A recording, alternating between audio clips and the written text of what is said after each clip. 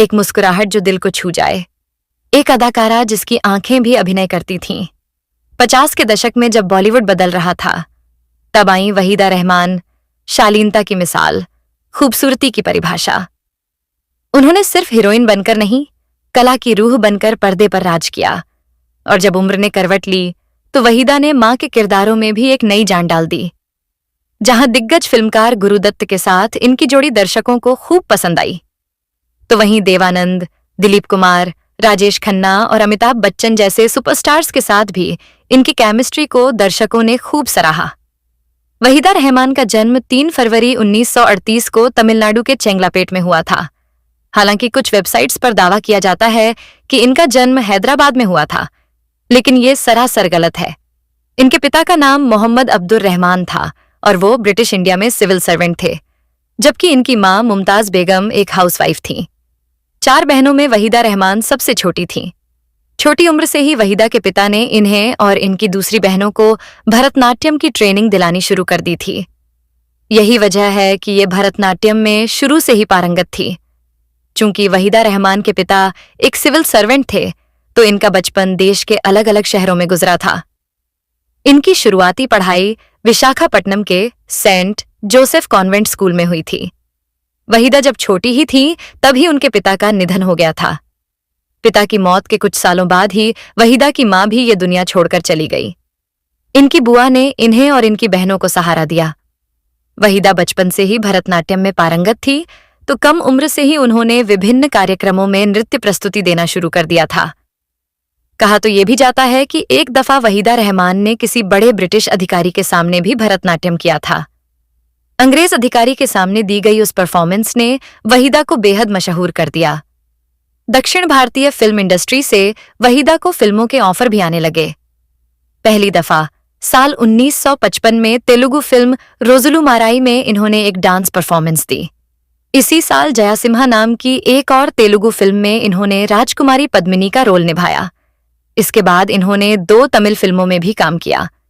वहीदा की पहली फिल्म रोजुलू माराई की सक्सेस पार्टी में पहली दफा गुरुदत्त ने इन्हें देखा। ये वहीदा रहमान का डांस ही था जिसने महान फिल्मकार गुरुदत्त को इनकी तरफ आकर्षित किया था। गुरुदत्त इनके डांस से इतना प्रभावित हुए कि उन्होंने अपनी फिल्म सीआईडी में इन्हें देवानंद के अपोजिट लीड रोल में कास्ट कर लिया। अपनी पहली ही हिंदी फिल्म में वहीदा रहमान ने कमाल कर दिया। देवानंद के साथ इनकी जोड़ी को दर्शकों ने खूब सराहा। वहीदा पहली ऐसी अभिनेत्री थी जिनकी डेब्यू फिल्म को इतना ज्यादा पसंद किया गया था।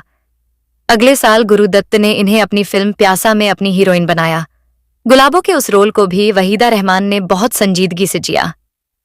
गुरुदत्त और वहीदा रहमान की केमिस्ट्री हर किसी को बढ़िया लगी। प्यासा सुपरहिट रही और इस फिल्म के गाने भी खूब चले। एक के बाद एक वहीदा रहमान और गुरुदत्त की जोड़ी को लगातार 5 फिल्मों में दर्शकों को देखने का मौका मिला। 12 o'clock, कागज के फूल, 14वीं का चांद व साहिब बीबी और गुलाम में वहीदा रहमान ने गुरुदत्त के साथ काम किया। सुपरस्टार देवानंद के साथ भी इनकी जोड़ी खूब जमी। सीआईडी के अलावा देवानंद के साथ वहीदा रहमान ने 16वां साल, काला बाजार, 20 साल बाद, गाइड, प्रेम पुजारी, रूप की रानी, चोरों का राजा और बात एक रात की जैसी फिल्मों में काम किया। देवानंद के साथ इनकी सबसे यादगार फिल्म गाइड मानी जाती है। कहा जाता है कि जब वहीदा रहमान देवानंद के साथ अपनी पहली फिल्म सीआईडी कर रही थी, तो उस वक्त तक देवानंद फिल्म इंडस्ट्री का बड़ा नाम बन चुके थे। नई नवेली वहीदा रहमान उन्हें या तो सर या मिस्टर आनंद कहकर पुकारा करती थी। खूबसूरत वहीदा रहमान का खुद को मिस्टर आनंद कहकर पुकारा जाना देवानंद साहब को पसंद नहीं था। एक दिन उन्होंने वहीदा को अपने पास बुलाया और कहा, तुम मुझे सिर्फ देव कहा करो, क्योंकि अगर फिल्म की लीड हीरोइन मुझे सर या मिस्टर कहेगी तो मुझे उसके रात रोमांस करने में परेशानी होगी। वहीदा रहमान और गुरुदत्त के रोमांस के किस्से खूब चर्चाओं में रहे थे। कहा जाता है कि ये वहीदा ही थी जिनकी वजह से गुरुदत्त और उनकी पत्नी गीता दत्त का रिश्ता खराब हुआ और आखिरकार टूट गया। हालांकि वहीदा रहमान ने कभी भी अपने और गुरुदत्त के रिश्ते के बारे में कोई बात नहीं की। यानी ना तो उन्होंने कभी स्वीकार किया कि वो गुरुदत्त के साथ रिश्ते में थी और ना ही कभी इससे इनकार किया। गुरुदत्त साहब की जब मौत हुई तो कई लोगों ने उनकी मौत को खुदकुशी बताया था। गुरुदत्त की मौत के सालों बाद वहीदा रहमान ने एक इंटरव्यू में उनके बारे में बात करते हुए कहा था कि उन्हें नहीं पता कि गुरुदत्त ने खुदकुशी क्यों की। लोग कहते हैं कि अपनी फिल्म कागज के फूल के फ्लॉप होने के चलते गुरुदत्त डिप्रेशन में रहते थे, लेकिन कागज के फूल के बाद तो उन्होंने 14वीं का चांद बनाई थी, जो कि सुपर डुपर हिट रही थी। उस इंटरव्यू में वहीदा जी ने यह भी बताया था कि गुरुदत्त साहब ने उनके साथ 3 साल का कॉन्ट्रैक्ट किया था, लेकिन इस कॉन्ट्रैक्ट में वहीदा रहमान ने यह शर्त डलवाई थी कि वो सिर्फ वही कपड़े पहनेंगी जो उन्हें पसंद आएंगे। उन पर किसी खास तरह के कपड़े पहनने का दबाव नहीं बनाया जाएगा। बकौल वहीदा, उन्होंने कभी अपने जीवन में स्लीवलेस ब्लाउज तक नहीं पहना।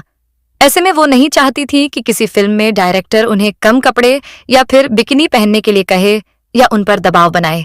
जब वहीदा रहमान गुरुदत्त से अलग हुई तो उन्होंने महान फिल्मकार सत्यजीत रे के साथ काम करना शुरू किया। सत्यजीत रे के साथ उन्होंने पहली दफा अभिजान नाम की एक बांग्ला फिल्म में काम किया था। अपने दौर के हर बड़े सुपरस्टार के साथ वहीदा रहमान ने काम किया था, और इत्तेफाक की बात यह है कि हर स्टार के साथ इनकी किसी न किसी फिल्म ने सफलता हासिल जरूर की।